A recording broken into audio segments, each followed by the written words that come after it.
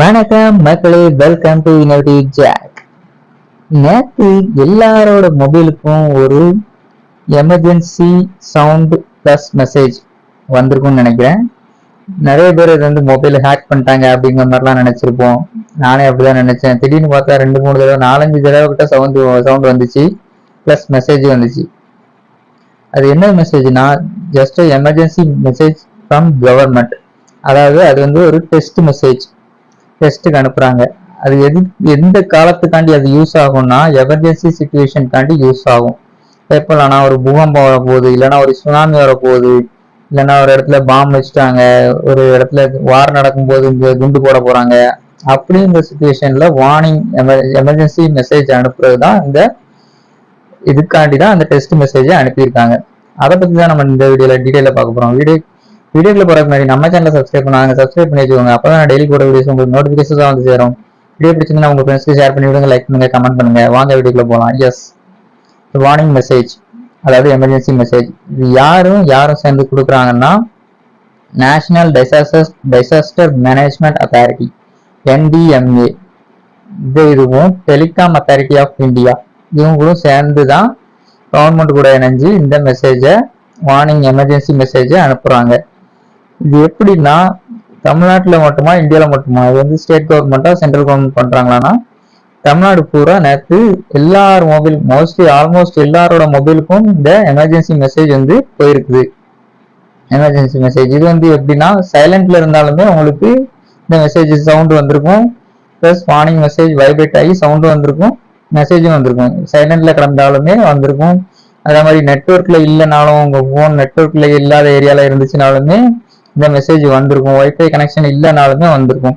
இது ஆக்சுவலா சிம்மே இல்லைனா கூட இந்த மெசேஜ் வருமா, சிம்மே இல்லைனாலும் வந்திருக்கும். அதே மாதிரி உங்களோட பைக், எலக்ட்ரானிக் வெஹிக்கிள் பைக்ல வந்திருக்குன்னு சொல்றாங்க. அதே மாதிரி ஸ்மார்ட் வாட்ச், சாம்சங் ஸ்மார்ட் வாட்ச்ல வந்திருக்குன்னு சொல்றாங்க. இந்த மாதிரி எல்லா இடத்துலயும் இந்த மெசேஜை அனுப்புறதுக்கு கவர்மெண்ட் வந்து டெஸ்ட் பண்ணியிருக்காங்க. எந்த மாதிரி சமயத்துலன்னா, பூகம்பம் வர டைமு, அதே மாதிரி சுனாமி வர்ற டைமு, இந்த மாதிரி டைம்ல வந்து எமர்ஜென்சி சுச்சுவேஷன்ல மக்களுக்கு அட் அ டைம்ல இந்த மெசேஜை எப்படி பாஸ் பண்றது, எப்படி சொல்றது, எல்லாரும் மொபைல் யூஸ் பண்ணுவாங்க. ஸோ அந்த மொபைல் மூலமா நம்ம இன்ஃபர்மேஷனை பாஸ் பண்ணலாம் அப்படின்னு சொல்லிட்டு இந்த மாதிரி டெக்னிக்கை கையாளுறாங்க. இதுக்கு முன்னாடி 2 இடத்துல இதை மாதிரி கையாண்டுருக்காங்க. அது எப்பன்னா, எந்த நாட்டுலன்னா ஜப்பான்ல எப்பன்னா March 11, 2011 அப்போ வந்து எர்த்குவேக் வந்து இதாக போகுது அப்படின்னு வந்து கவர்மெண்ட்டுக்கு முன்னாடியே தெரியுது. எப்படின்னா, ஒரு 5 மினிட்ஸ் முன்னாடி தெரியுது, 5 மினிட்ஸ் முன்னாடி தான் தெரியுது. அதை வந்து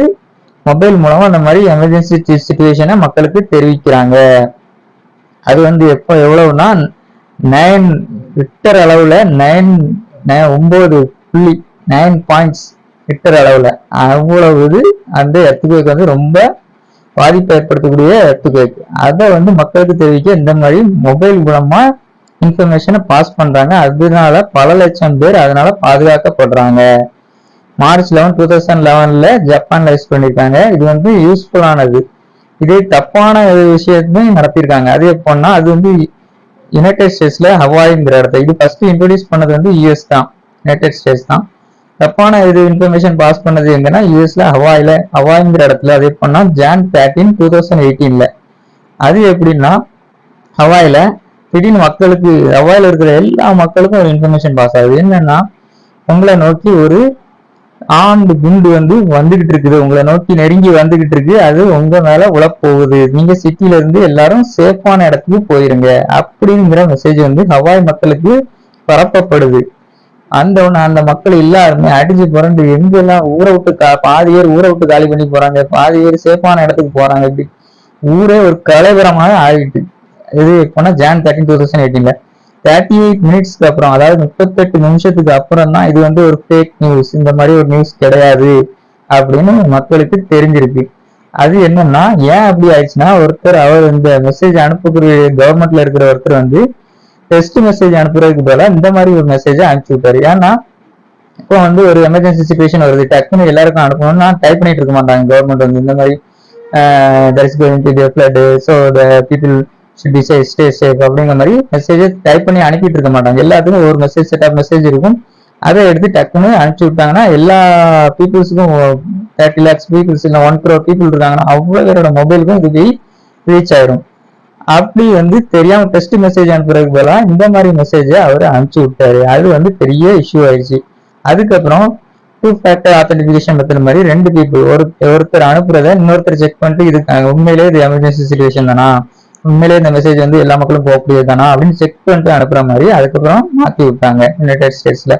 அதை தான் இப்ப நம்ம கவர்மெண்ட் டெஸ்ட் பண்றாங்க, இந்த மாதிரி பண்ணலாமா அப்படின்னு பண்றாங்க. இதை இம்ப்ளிமெண்ட் பண்ணாங்கன்னா உண்மையிலேயே நிறைய பேர் எமர்ஜென்சி சுச்சுவேஷன்ல, கிரிட்டிக்கலான சுச்சுவேஷன்ல, பேரிடர் காலங்கள்ல இப்போ வெளில வர போகுது, ஒரு இடத்துல வெளில வர போதுனா எல்லா மெசேஜ் கட்டிட்டாங்கன்னா எல்லாரும் சேஃபான இடத்துக்கு போயிடுவாங்க. அது ரொம்ப சேஃப்டி ஆயிரும், மக்களுக்கு எல்லாமே ரொம்ப சேஃப் ஆயிரும்.